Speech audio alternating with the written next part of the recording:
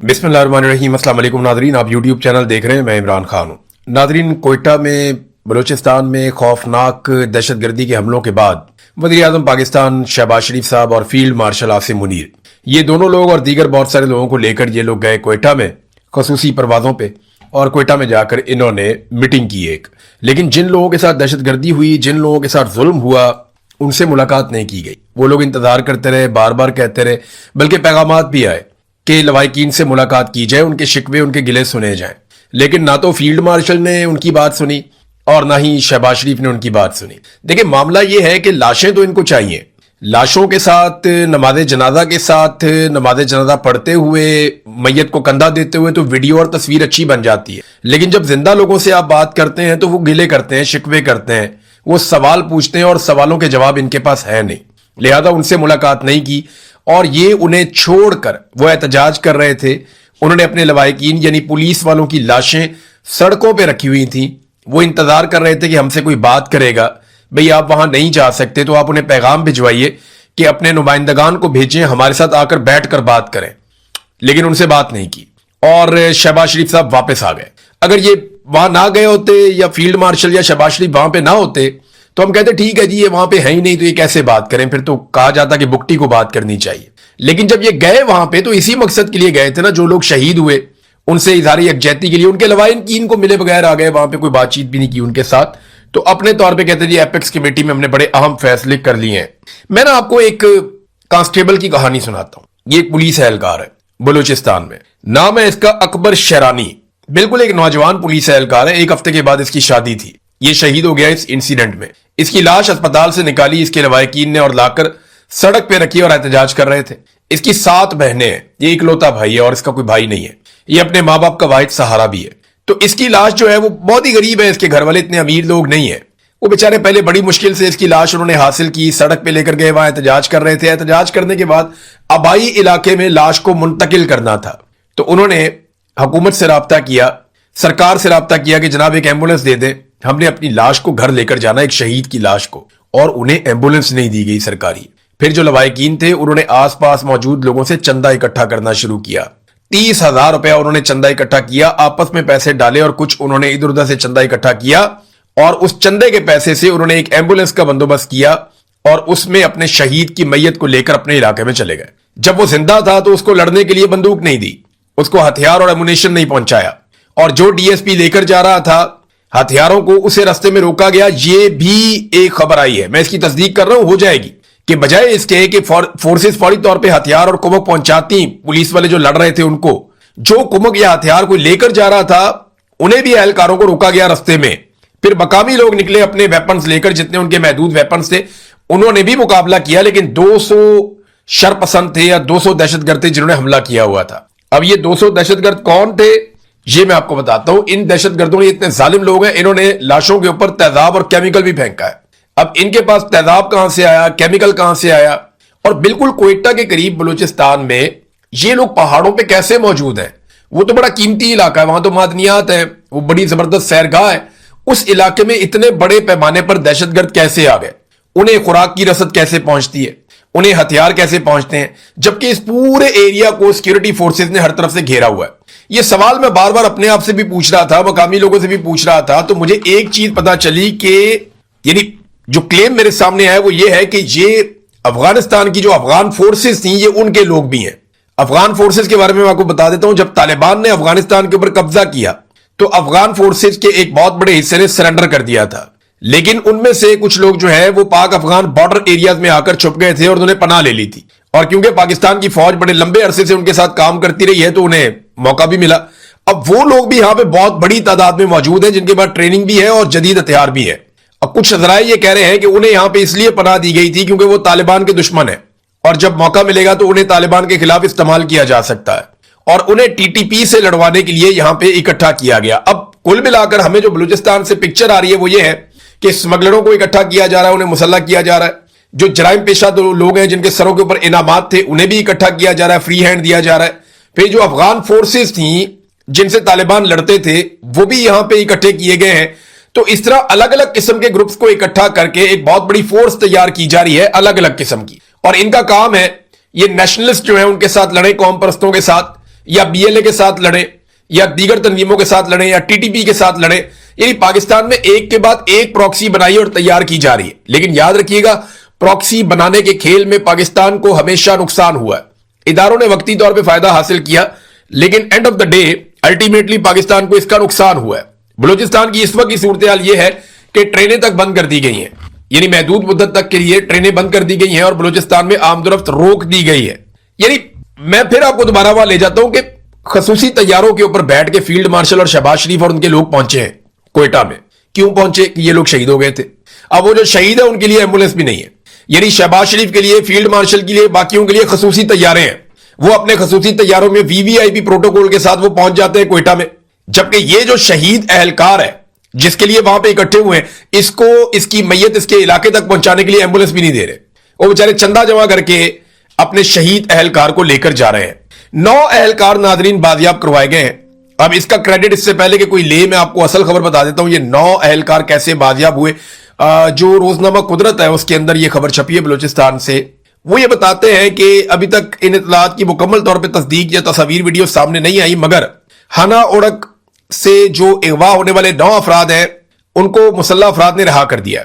जराये के मुताबिक मगवी अफराद की रिहाई के लिए कल इलाके के बुजुर्गों और मोतबरीन का एक वफद पहाड़ों में मुसल्ला अफराद के पास गया था। आज मगरिब को मुसल्ला अफराद जो खुद को टीटीपी वाले कह रहे हैं, उन्होंने मगवियों को रिहा कर दिया है। यानी वो जो मुसल्ला अफराद पहाड़ों में बैठे हुए हैं, उन्होंने जो अगवा किए हुए लोग थे उनमें से 9 को रिहा कर दिया है। और वहां पर आपको यह भी पता है कि 18 के करीब लोगों को शहीद करके उनकी लाशें पहाड़ों में जो है वो फेंक दी गई थी, जिन्हें फिर बाद में मुतासरीन और लवाहिकीन अपनी मदद आपके तहत वहां पे मजदूरों और गाड़ियों को ले जाकर उठाकर लाए थे। पुलिस के अंदर नाजरीन सख्त गुस्सा है, लवाहिकीन के अंदर सख्त गुस्सा है। वो गिले और शिकवे कर रहे हैं कि जी आपने हमारे बच्चों को मरने के लिए छोड़ दिया, जबकि पुलिस में सख्त रद्द अमल है। अब वो फोर्स है एक, मैं नहीं चाहता कि ऐसा कभी हो, लेकिन ऐसा दिखाई देता है कि उनके लिए ड्यूटी करना मुश्किल होता चला जा रहा है। वो अपने आप को बेबस और तन्हा महसूस कर रहे हैं। और ऐसी ही चीजें खैबर पख्तूनख्वा की पुलिस के अंदर से भी सामने आई थी कि उन्हें ना तो सहूलियत दी जाती हैं और लड़ाई बहुत बड़ी है जिसके अंदर उन्हें धकेल दिया जाता है। तो उस तरह की लड़ाई के लिए उनको इक्विपमेंट भी दिया जाए ना, उन्हें तैयारी भी की जाए, लेकिन पुलिस को बहरहाल धकेल दिया गया। और शहबाज शरीफ साहब जब गए यहां पे कोयटा में, तो इन्होंने सबके खिलाफ बात की, लेकिन भारत के खिलाफ बात नहीं की। DGISPR या आर्मी चीफ, ये लोग रोज कहते हैं फितनतुल हिंदुस्तान अल खवारिज और फितनतुल इसराइल और यहूदुल, पता नहीं क्या कुछ इनके अजीब अजीब फितने नाम रखे हुए। इतनी ज्यादा अरबी बोलते हैं, हमें तो समझ नहीं आती, तो वो नाम भी अरबियों के अंदर रखते हैं। तो मामला ये है कि सीधी सीधी बात, अभी दहशतगर्द है। अब DGISPR कहते हैं कि इंडिया की जो एजेंसियां हैं वो पाकिस्तान के अंदर दहशतगर्दी करवा रही हैं। वजह वो ये बताते हैं कि वो दहशतगर्दी इसलिए करवा रहे हैं कि पाकिस्तान में तरक्की और इस्तेहकाम जो है वो भारत से हजम नहीं हो रहा। तो मेरा सवाल यह है कि पाकिस्तान की वो ऐसी कौन सी तरक्की है, किसी एक चीज में आप बता दें जो भारत को हजम नहीं हो रहा। यानी आप मईशत के अंदर आप नीचे जा रहे हैं, दहशतगर्दी आप नीचे जा रहे हैं, इन्वायरमेंट आप नीचे जा रहे हैं, बेरोजगारी बढ़ गई है, गुर्बत बढ़ गई है, पाकिस्तान में लोग पाकिस्तान छोड़ छोड़ कर जा रहे हैं, सरमायाकारी पाकिस्तान में आ नहीं रही, बल्कि पाकिस्तान से बाहर पैसा मनी लॉन्डर हो रहा है, इंडस्ट्री आपकी बैठ गई है, मल्टीनेशनल कंपनी आपको छोड़ छोड़ के जा रही हैं, मुल्क के असासे आप बेचते चले जा रहे हैं बारी बारी। इस्तेहकाम की हालत यह है कि पाकिस्तान में किसी को नहीं पता कल ये हुकूमत होगी या नहीं होगी। हालात ये इस्तेहकाम के कि फील्ड मार्शल जो सबसे पाकिस्तान का ताकतवर आदमी है, सबसे ज्यादा बंदूकें उसके पास है या उसके कंट्रोल में है, उन्हें इस्तेस्ना लेना पड़ जाता है कि पता नहीं कल मेरे साथ क्या हो जाएगा। जब इस तरह की सूरत हाल है तो दुश्मन आपकी कौन सी तरक्की से और इस्तेहकाम से खाइफ हो रहा है, मुझे तो समझ नहीं आ रही। लेकिन होता पता है क्या है, पाकिस्तान में जब भी कोई नालायकी होती है ना पाकिस्तान के इंटेलिजेंस इदारों से और दहशतगर्दी के बड़े बड़े वाकयात होते हैं, आप देखें ना चागी में आते हैं, वो आगे पूरे चागी को कंट्रोल कर लेते हैं, फिर वो अपनी मनमानी करते हैं कई घंटों तक, फिर जब दिल करता है वो चले जाते हैं BLA वाले।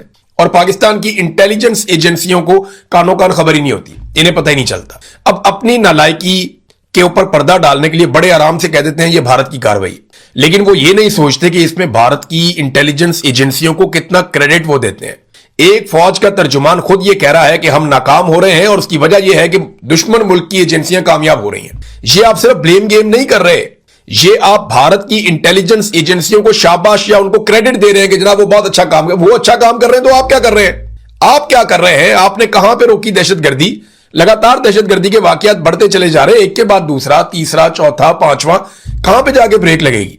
बाद में खबर दे दी जाती है जी हमने कामयाब ऑपरेशन किया, वो पता चला कामयाब ऑपरेशन ये था कि बुजुर्ग गए जाके उनसे बातचीत करके कबायली तरीके से वो अपने कुछ बाजियाब लोगों को वापस लेकर आए, लाशें भी जाके उन्होंने अपनी खुद उठाई, और बजाय बंदे बाजियाब करवाने के वहां पे बंदे जो है वो शहीद हो गए।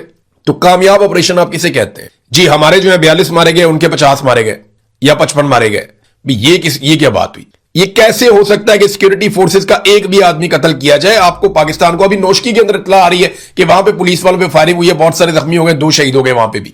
हर थोड़ी देर के बाद बलूचिस्तान से कोई ना कोई बुरी खबर आती है, और बलूचिस्तान को यहां तक पहुंचाया पाकिस्तान की मिलिट्री एस्टेब्लिशमेंट ने। उन्हें समझ ही नहीं आ रही बात की कि बलूचिस्तान को उन्होंने कहां से कहां पहुंचा दिया। और शहबाज शरीफ को देखे, वो नवाज शरीफ की पॉलिसी पे चल रहे हैं। उन्होंने एक मर्तबा भी भारत का नाम नहीं लिया। DGISPR सारा क्रेडिट भारत को देते हैं, और शहबाज शरीफ साहब भारत का नाम भी नहीं लेते। भी वजीर आजम को भी बोले ना, इमरान खान तो बहुत खुलकर बात करते थे, जो बात जहां फिक्स होती थी वहां पे बात करते थे कि जनाब इसने ये किया, इसने ये किया, इसने ये किया। उन्होंने तो डोनाल्ड ट्रंप को भी जवाब दिया था, लेकिन शहबाज शरीफ साहब मुझे नहीं लगता कि ये जवाब दे पाएंगे। और साबित करना चाहते हैं कि बलूचिस्तान के हालात बिल्कुल नॉर्मल है, वहां पे रिट ऑफ द गवर्नमेंट कायम है, और उसके लिए सहाफियों को इकट्ठा करते हैं, कभी यहां से कभी वहां से कभी वहां से। अब तो इनको सहाफी भी नॉन सीरियस किस्म के वाजुकात मिलते हैं। मैं हर दफा नहीं कह रहा, ज्यादातर उनको नॉन सीरियस किस्म के लोग ही मिलते हैं। जिन लोगों को सहाफत की अलिफ बे का भी नहीं पता, उन्हें भी इकट्ठा करके ये ले जाते हैं बलूचिस्तान में। क्या हो तुम्हें कोर्स करवाएं, आओ तुम्हें दिखाएं बलूचिस्तान के हालात कितने अच्छे हैं। इसी तरह अगर आप 60 और 70 की दहाई के अखबारात पढ़े ना, 60 से 70 के बीच का जो टाइम था, आप अखबारात पढ़ें, उस दौर की किताबों को आप कंघालें, तो आपको पता चलेगा कि इसी तरह सहाफियों को जहाजों में भर भर के ले जाया जाता था। कहां पे? बांग्लादेश में। और वो वापस आकर ये खबरें देते थे, जनाब वहां पे तो कमाल हो गया, पाकिस्तान के साथ मोहब्बत की वहां पे एक मिसाल कायम होगी, एक लाजवाल पाकिस्तान के साथ मोहब्बत की कहानियां उस दौर में उन लिखारियों ने लिखी हैं, अखबारात में छापी गई, किताबों में लिखी गई। तो वो यही कहानी हमें सुना रहे थे कि जनाब बंगाली तो मर मिटे पाकिस्तानियों के ऊपर, वो इधर वालों से बहुत प्यार करते हैं, वो इश्क करते हैं, वो पाकिस्तानी फौजियों को हार पहना रहे हैं, वो ये कहानियां हमारे यहां पे सब अच्छा की रिपोर्ट दी जा रही थी। और इसी तरह के सहाफियों को जो आज भी इनको मैसर है, उस दौर में मैसर से ले जाया जा रहा था, और उस दौर में भी वही कहानियां थी जो आज भी है। मैं चंद अल्फाज आपको बताता हूं ना, ये अल्फाज कभी बदलेंगे ही नहीं। यानी फितना, ये लफ्ज उस वक्त भी इस्तेमाल होता था। मुट्ठी भर शर पसंद, ये भी उस वक्त कहे, आज भी वही कहते हैं। दुश्मन के आलाकार, ये तब भी था, अब भी है। बैरूने मुल्क साजिशी अनासिर, ये तब भी है, अब भी है। तरक्की से खौफजदा, ये तब भी है, अब भी है। सीसा पिलाई दीवार बन जाएंगे, ये तब भी कहते थे, अब भी कहते हैं। अज़म का इजहार, ये हर दफा नया आज़म करते हैं। इजाजत नहीं देंगे, यानी कोई यहां पे देखेगा आंख निकाल देंगे, इजाजत नहीं देंगे, ये बहुत पुरानी धमकी है। एज इट इज ये जुमले आज तक चल रहे हैं। फिर एक बड़ा खास जुमला, नाजुक मोड़, ये पाकिस्तान नाजुक मोड़ से ही गोल दायरे में घूमता जा रहा है। मुल्क हमेशा इन्होंने नाजुक मोड़ पे ही रखा है, खुद चाहे जैसी मर्जी ये जिंदगी गुजारे, बैरूने मुल्क जजीरों में अपने घर ले लें, लेकिन मुल्क को नाजुक मोड़ से इन्होंने किसी और तरफ मुड़ने नहीं दिया, किसी सीधे ट्रैक पे आने नहीं दिया मुल्क को। तो ये अल्फाज आपको याद रखने पड़ेंगे, क्योंकि यही आप सुनते रहेंगे हमेशा, हम पहले भी यही सुनते रहे हैं।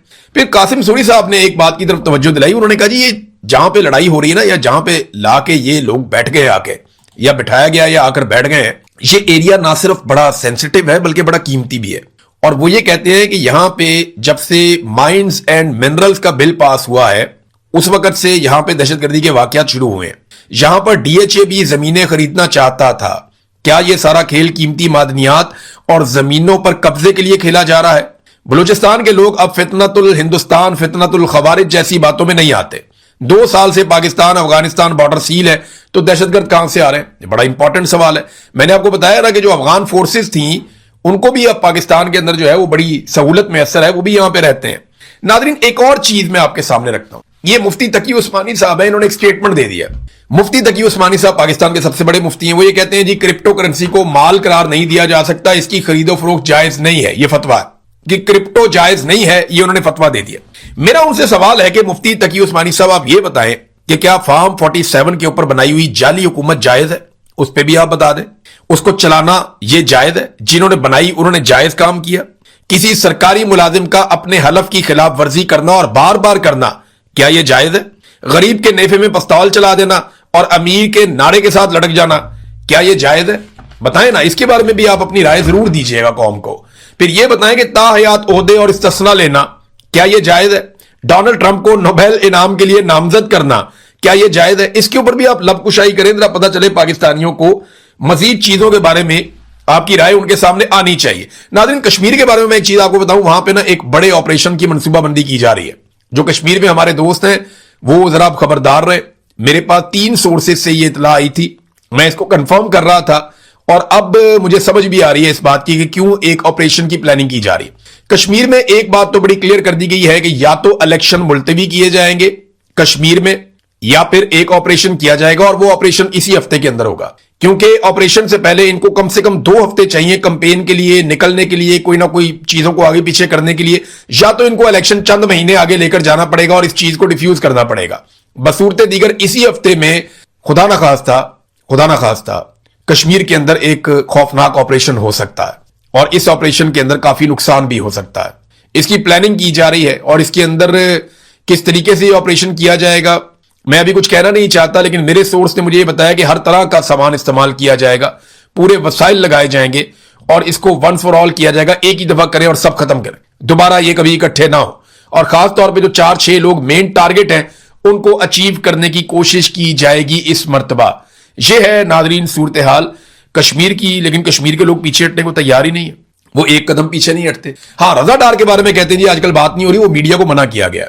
डार फैमिली का आदमी है ना, इसहाक डार का नवासा है, तो फिर कैसे हो सकता है। रजा डार के बारे में बहुत सारे लोग कह रहे थे बात नहीं हो रही, तो मैं एक खबर फिर मैंने निकाली है और पुलिस राय से मुझे पता चला है जो लोग परेशान है रजा डार के बारे में वो बिल्कुल परेशान ना हो, बिल्कुल आराम में है, सुकून में है, उसे किसी किस्म की कोई दिक्कत नहीं है, कोई तकलीफ या तंगी नहीं है, बिल्कुल वो मजे में है और बड़ी जल्दी जो है ना, बड़ी तेजी से उसको बाहर निकालने का काम वो भी जारी है और उसके रास्ते पे तेजी से काम हो रहा है कि किस रास्ते से इसको बाहर निकालना है, तो वो बाहर भी आ जाएगा। ज्यादा फिक्र करने की जरूरत नहीं है। जो लोग हलकान हो रहे हैं, दुबले हुए जा रहे हैं कि डार फैमिली का शाही खानदान से एक लड़का इतनी देर तक जेल में कैसे रह सकता है, सुलाखों के पीछे कैसे रह सकता है, वो बिल्कुल कंफर्टेबल है, बेहतरीन सहूलियात उसको मैसर है, वो बहुत मजे में अपनी जिंदगी गुजार रहा है, वो एसी के अंदर है, बेफिक्र रहे, कुछ नहीं हुआ उसे और ना कोई उसके साथ सख्ती की गई है, ना उससे कोई सख्त सवाल करने की जुर्रत कर सकता है, तो जल्द वो बाहर भी आ जाएगा। नाज़रीन, जाते जाते क्योंकि मैंने पिछले वीलॉग में आपसे कहा था, तो मैं इस वीलॉग में आपको जरूर बताता हूं कि आलिया हमजा ने जेल से बैठकर मरियम नवाज को जवाब क्या दिया। आलिया हमजा ने कहा कि जनाब आपने कहा कि आपकी जेल में ये हो गया वो हो गया, तो अब आलिया हमजा ने जवाब दिया कि हमारी जेल क्या है और आपकी जेल क्या है। मरियम नवाज साहबा, आपकी जेल में एक अलग कमरा, अटैच बाथरूम, वॉक के लिए अलग जगह और ऊपर शेड मौजूद था, जबकि 120 खवातीन की बैरक में 2 बाथरूमों पर गुजारा हम कर रहे हैं। पानी हो तो किस्मत, ना हो तो कितार में लगकर हम सब्र से इंतजार करते हैं। नंबर 2, उन्होंने कहा कि आपको जनाब सीओ की सहूलत भी मौजूद थी, आप घर में फोन भी कर लेती थी, आपके राब्ते भी रहते थे। हमें ना तो फोन मिलता है, ना पीसीओ की सहूलत है, ना सुकून से घर वालों से बात करने की इजाजत है। आपका खाना हर दिन 2 मरतबा आपके घर से आता था, हमें सिर्फ हफ्ते में 1 दिन सिर्फ 20 मिनट की मुलाकात की इजाजत है, वो भी कैमरों की निगरानी में।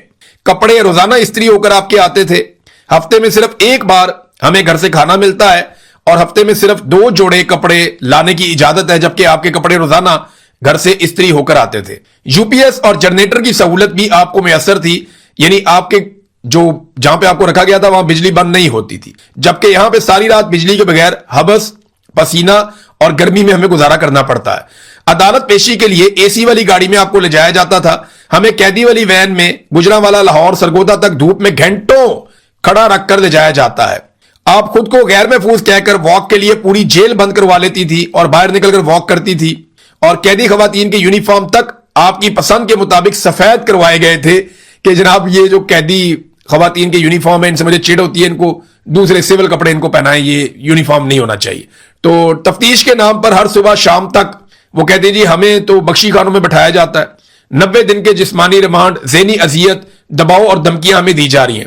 और मरियम नवाज साहिबा, असल फर्क यह है कि आपने जेल नहीं काटी, जेल को अपनी सहूलियत के मुताबिक आपने इस्तेमाल किया है और हमने जेल को वैसे झेला है जैसे सियासी कैदी जेल को झेलते हैं, गर्मी में और सख्ती में, महरूमी में, बेबसी में, मगर हमने सर उठाकर जेल काटी है। फिर उन्होंने कहा कि अगर जेल में हौसला, साबित कदमी और मुजामत का सबक मरियम नवाज साहबा आपने लेना है तो फिर इमरान खान की खवातीन से सीखिए, जो हर बार सख्ती के बावजूद सर उठाकर मुस्कुराकर साबित कदमी के साथ सामने आई, ना हीट वेव के नोहे पड़े, ना प्लेटलेस के मरसिए पड़े और ना एसी ना मिलने की दुहाइयां दी। झूठे मुकदमात सहे, गद्दारी के इल्जामात झेले, जेलें काटी, ज़हनी अजियत हमने बर्दाश्त की।